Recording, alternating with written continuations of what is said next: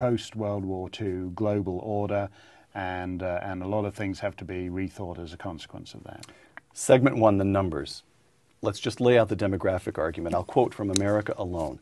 This book is about the larger forces at play in the developed world that have left Europe too enfeebled to resist its remorseless transformation into Eurabia, and that call into question the future of much of the rest of the world, including the United States, Canada, and beyond. The key factors are 1, demographic decline, 2, the unsustainability of advanced Western social democratic states, and 3, civilizational exhaustion. So we'll take each of those in turn.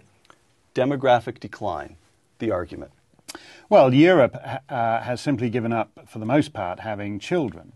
If you take the Mediterranean countries, for example, we tend to think of them in our stereotypical way as big, fecund cultures, big Italian mamas, big Greek mamas, my big fat Greek wedding, right. Big fat Greek loving family. In fact, they have collapsed birth rates. Germany, Japan, and Italy are already in net population decline. They have upside-down family trees. They have 4 grandparents with 2 children and 1 grandchild.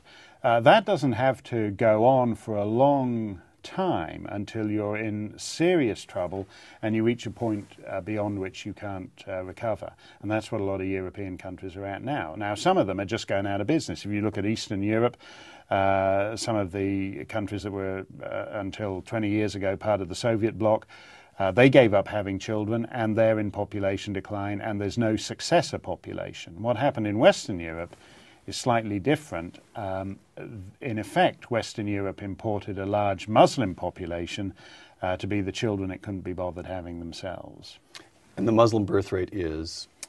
Well, the Muslim birth rate is said to be, because, you know, in a politically correct culture, they don't keep a lot of official figures on this, but compared to the average ethnic European birth rate, where they have 1.3 children per couple, the estimated Muslim population is 3.5. Now, the official British statistic from the official British Government Statistics Office says that the Muslim population of the United Kingdom is growing 10 times faster than the general population.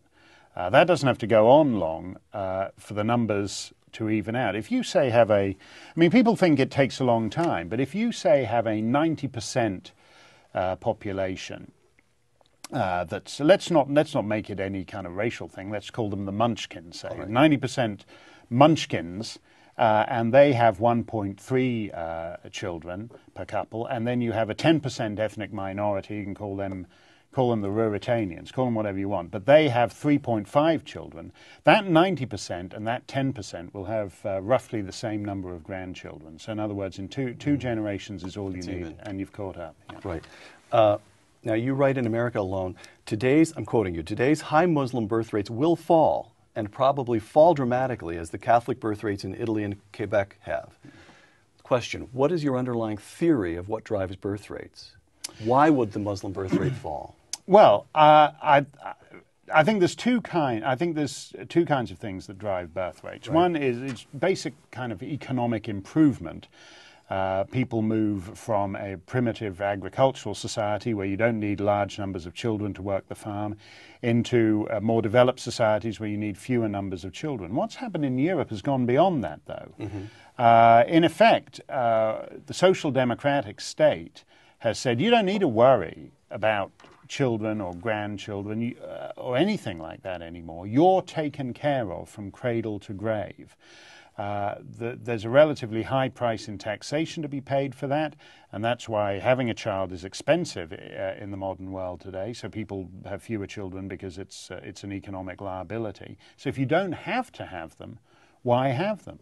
40% of German female university graduates are childless.